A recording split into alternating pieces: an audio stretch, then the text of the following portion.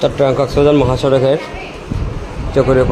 চকরি উপজেলার মালংঘাট ঢালায় সশস্ত্র ডাকাত দলের হামলায় এই মুহূর্তে একজন নিহত হয়েছে।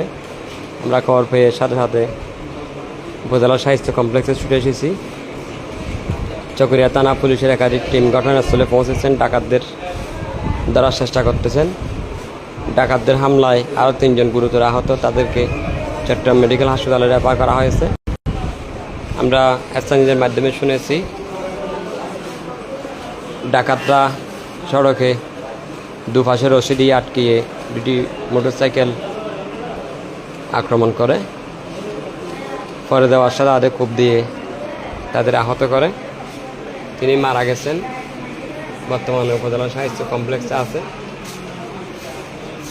এখন পুলিশের একাধিক টিম কাজ করছেন ডাকাতদের গ্রেপ্তারে। আমরা এইমাত্র যুক্ত হয়েছি, উপজেলা সাহিত্য কমপ্লেক্সে ছুটে এসেছি। তাকে আপনারা যারা চিনেন দেখেন। ওনার নাম কি নাম বলছে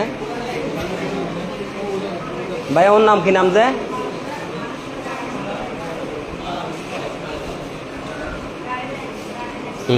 উনি মারা গেছেন। আমরা এখন দেখলাম তারা